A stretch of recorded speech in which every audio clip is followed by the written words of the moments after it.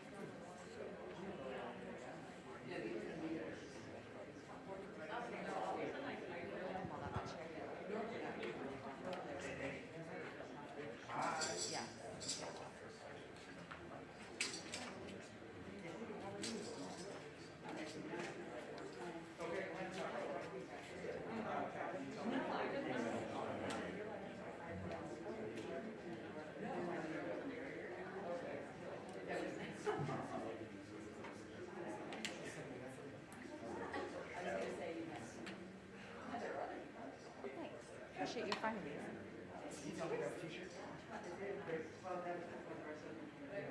So for those of you who weren't here when I explained, these are t-shirts that you should feel free to take with you. Those of you who missed that announcement, still feel free. Thank you. I think that you have enough time to take over that. That's what they said on my trip here.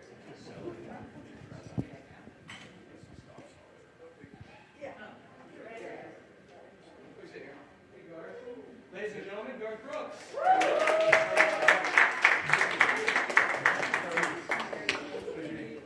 Miss Kate, thank you for this. How are you all? Good. Good. Great. Thank you very, very much.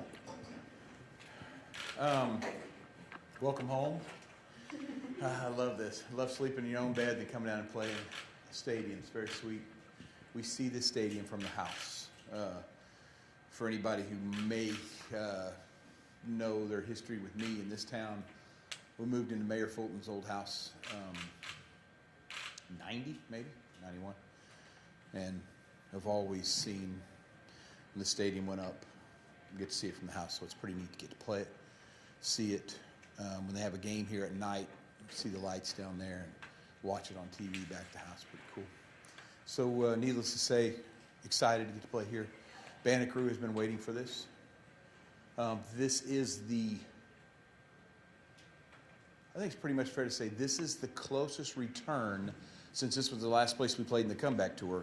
This is the shortest amount between stadium show and arena show, and still the people showed up in amazing fashion. We'll have a house a little over 70 tonight, which is nice. It'll make it nice and warm. It'll be fun. Be really good, and just excited to get to play. Why this is different from anywhere else is simply because those people in those seats, I know a lot of them are going to be people that I live right next door to. There'll be a lot of people that plumbed me and Miss Sherwood's house there, roofed it. It's going to be the fun. These are going to be the guys that, while you sit there while they're working their ass off and you show up in shorts and sunglasses going, I wonder what that guy does. I finally get to show them what we do. So just excited to be here. Nancy, any statements we have to cover at the start? Yeah, I think it would be really cool if you said we set a record. We did? Yeah, we set a record. Oh, sweet. For highest number in attendance at Nissan Stadium. Oh, no kidding. That's sweet. That's awfully nice.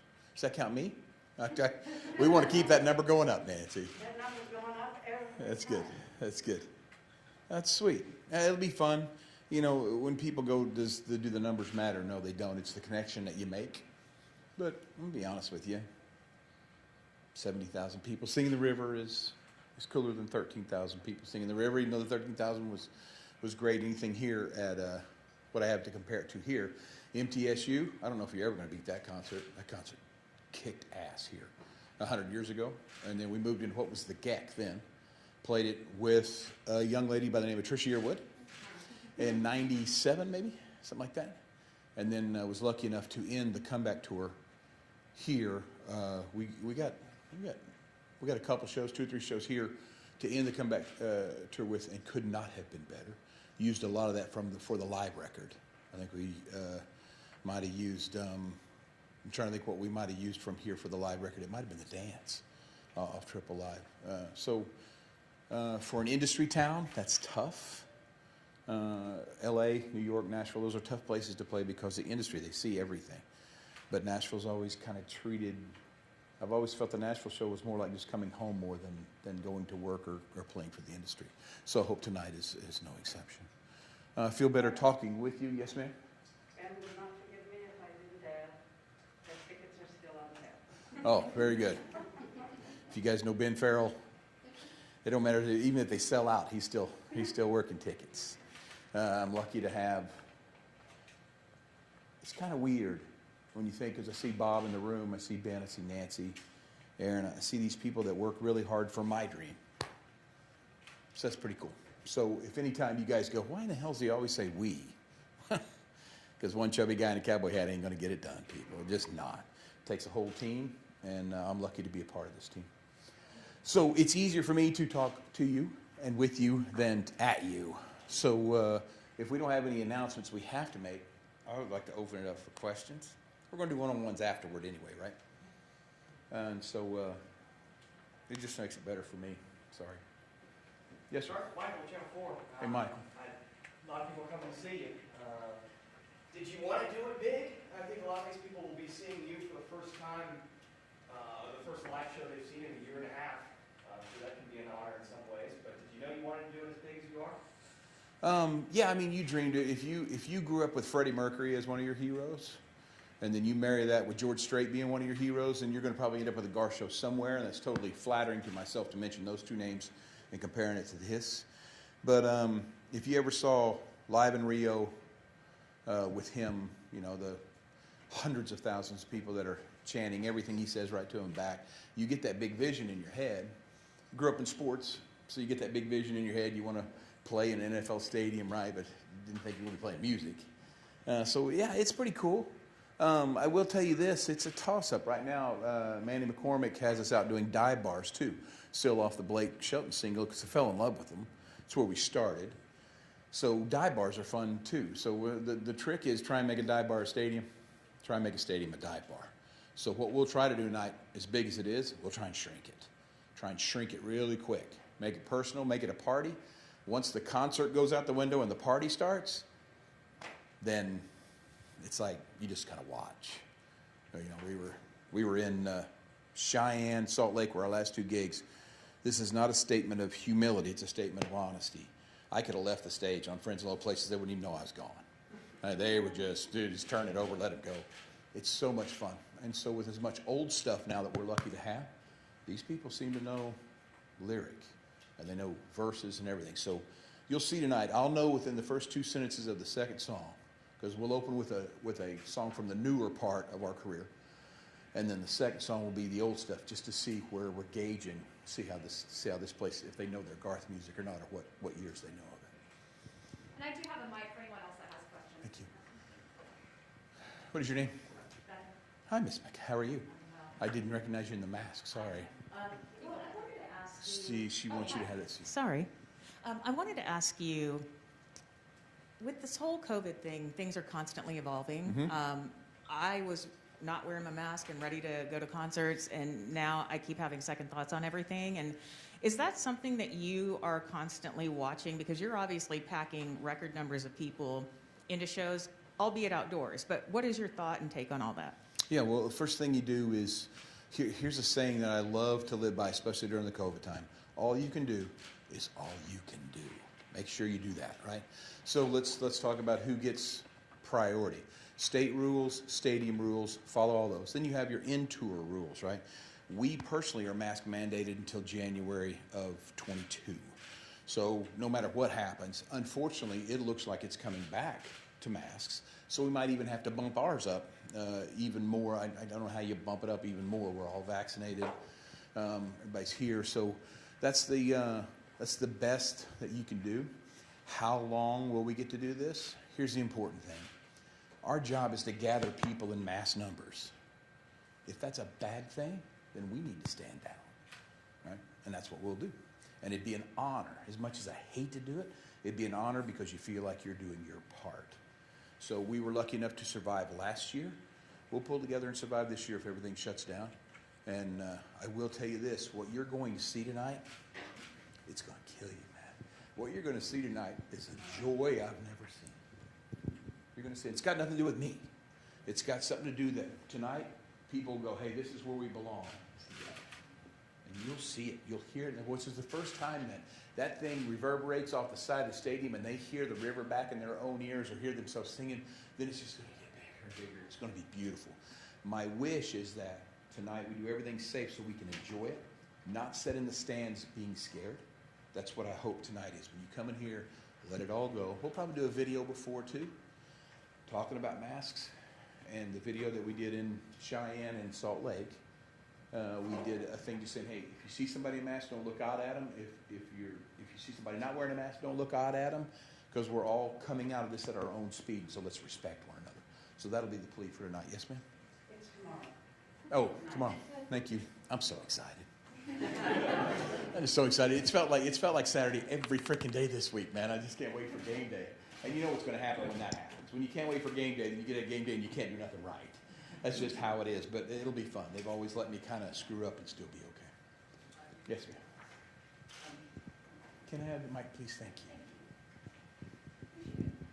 you. Given the symbiotic nature of your shows, this is what we've seen for you for years, but coming out of COVID and coming out of the pandemic and people getting to be together, is it possible that you and the audience are melded even more tightly than you have in the past?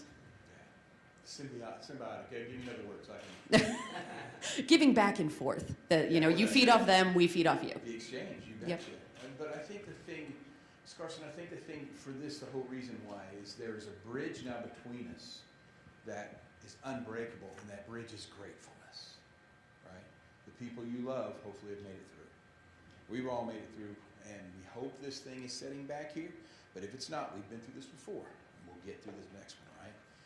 So I think that's it. I think the more togetherness kind of feel, that we all feel that, hey, everybody did their part, hopefully, and now we're all here to kind of celebrate and do this thing that we were talking about. If we can just let it go for 2 hours. Be safe, but have fun. I can hear you fine through these, and I can hear you fine with that. So I think, yeah, I think that bridge is tighter. It is for me. And you know me and you've known each other for a while, and I hope I'm not an asshole. I don't take things for granted, but no matter how much you didn't take things for granted, you have to be grateful that, oh my God, I'm getting to play music again. Outdoors with all these people showing up. That's a sweet, sweet thing to get to be a part of, truly. Yes, ma'am. Opry is Yeah. opening. Can That's we pretty- know more about that? that's Is pretty it freaking cool. is it the Sure. circle? Is it the mic? What's happening? Yeah, I and can what tell can you we everything, but expect? I don't think I'm supposed to, right? Oh, okay. Well, whatever Yeah, I know Nancy will let you exactly tell what's us. gonna happen. It's great. Whatever Nancy will let you tell us then. Yeah, I don't think we can say anything. Let's put it this way. So the main thing is the Opry's still going on Saturday at the Grand Ole Opry House. That's the main thing. This is a slice of the Grand Ole Opry. So people that's never seen it, they're going to see it here. The Opry's, unless I misunderstood Mr. Rogers, the Opry has never been in Nissan Stadium. That's an honor. And try not to forget. I'll give you a little hint, okay? One person that's going to be on there. Don't forget, I'm an Opry member. And so is your wife.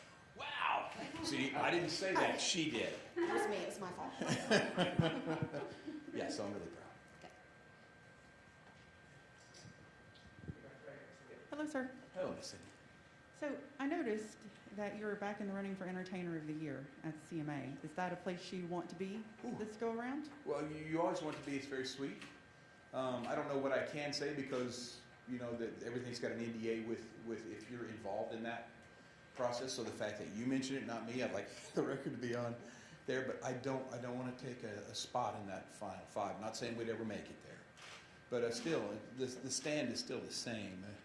Last year, I don't know how they even decided, so we wanted to get out of that. And then this year, we were lucky. Ben Farrell worked 24 hours a day during the whole COVID, every day, to make sure that the second that it was possible to go out, we were set up. So let me explain something that a gentleman that's in the business said. Before the Salt Lake City on sale, there were 2 tours that had decided to go out. Friday that on sale went, it set a record for Ticketmaster. Not just the artist, Ticketmaster. There were 17 tours announced in that next week. So we all felt like the green light was here. It's good, but everyone is, we're very fortunate. We're very lucky. So I don't think anything's changed for us. We felt this would be the way we made the statement last year, that between this year and especially if the tour ends in the summer of 22, if it ends in the gig that I'm praying and hoping it has for the last 5 years, then it'll be the biggest gig of our career. So my thing is still the same. I've been very, very lucky. 7 is my favorite number. Been very lucky to win it. Now I want to watch. I want to see this next wave come up, and you know how I feel about guys like Luke Combs and stuff. How hard he's working to keep traditional country music in here.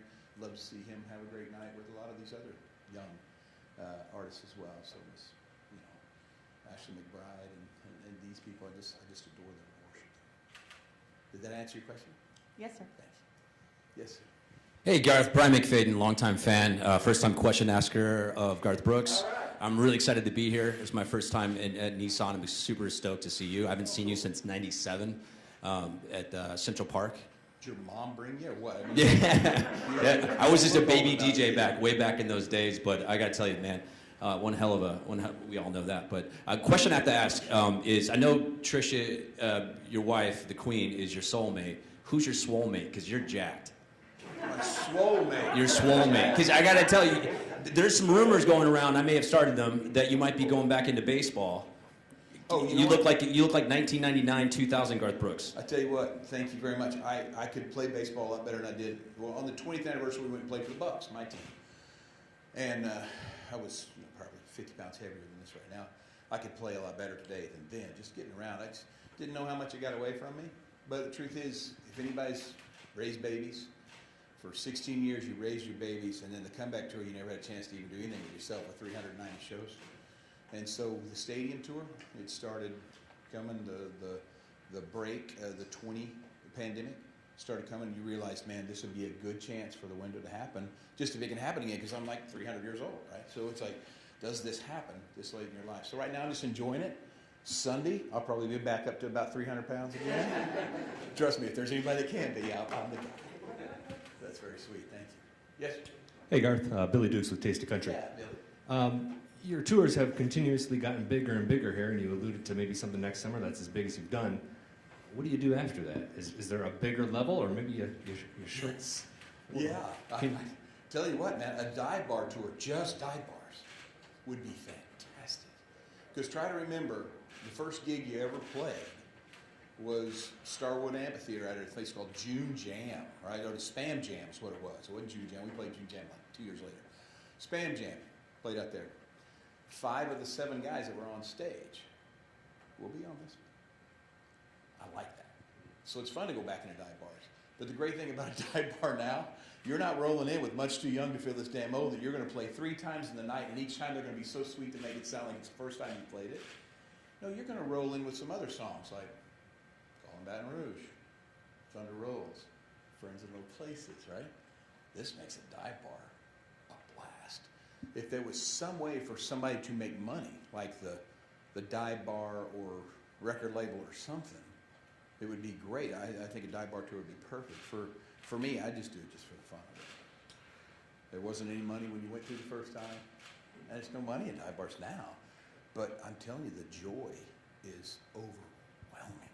It just kills me. And the only thing I hate is that there's only 900 people or 600 people that get to enjoy that, you know.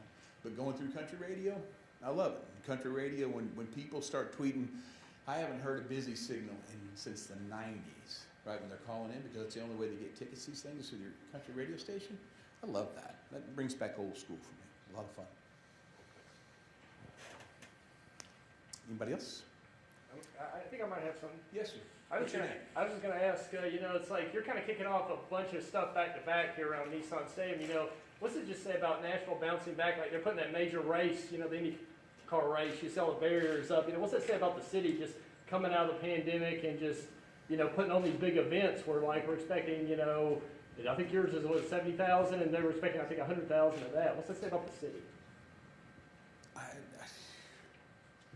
what sets Nashville apart for me for everything else is if you're a Nashvilleian, remember going into this pandemic, wait a minute, there's a tornado that came right through this frickin' town, right?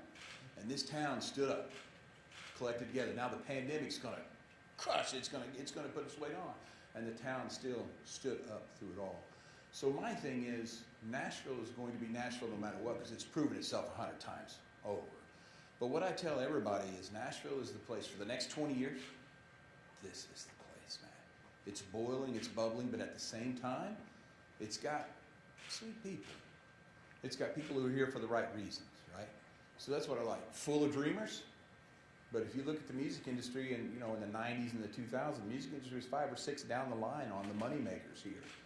So that's what I love about it too. It's known for its music, it's known for its dreamers, but at the same time, this town is stacked with good economy, good future, good people. So that's awfully sweet. We, like I said, you know, when we started this, I live out in where you see the city from the north up there, and we've watched it grow. But it hasn't become a city that doesn't care, because it shows itself every time. You watch what happens, man. We're all sitting here on this pandemic. If we go back in, we'll handle it well. And if something, God forbid, should happen during that time, we'll kick its ass too. So I'm really, really happy and very proud. Told them, I was telling them 2 days ago, I'm not from here. I'm an Oklahoma native, but this place has treated me like I'm from here. And it's given me a home here for me and my children. So I feel very lucky to be a resident of the great state of Oklahoma and the great state of Nashville. Both of them full of dreamers and a lot of country singers in both too. Which is good. Yes, sir. Lewis from Jack FM here in Nashville. Hey, Talk about, you know, Nashville being a second home to you. You've got a bunch of friends around here. They all have bars here. When is the Garth bar? I tell you what, it can't come. I hate to say this, it makes sense. So it can't come soon enough for me. I know exactly the way I want to be because I live in the dive bars. Just take the fun thing out of every dive bar you've ever been in. Because for me, that's what it's all about. A bar should be a place, kind of like, which is kind of wild. I've heard them compared to each other and totally get it. A church and a bar, same thing. That's your consistency. That's the people that you lean on in hard times. You come there to get guidance, and sometimes you get a little bit too much guidance, you know. But hopefully your friends around will make sure that you get home safe and all that stuff. But that'd be a fun thing. And I gotta tell you, man, with getting to be part of arguably one of the most sing-along songs ever in all of music, that's a fun direction to go to. I'd want the shirt alone, you know, that I'd been in a Friends in Low Places bar. That'd be fun. So I didn't answer your question, but so you know, I'm in the same boat with you. I think it's something that should belong here, and it would be an honor if I ever got to do it. Wow, that way you get a residency, sleep in your own bed, don't make any money. It's perfect. And increase tourism. I like it. It's great. We good? Think so? Guys, thank you very, very much. Thank you. Okay, so everybody for camera crews, if you want to come down here, just kind of space yourselves out real decently.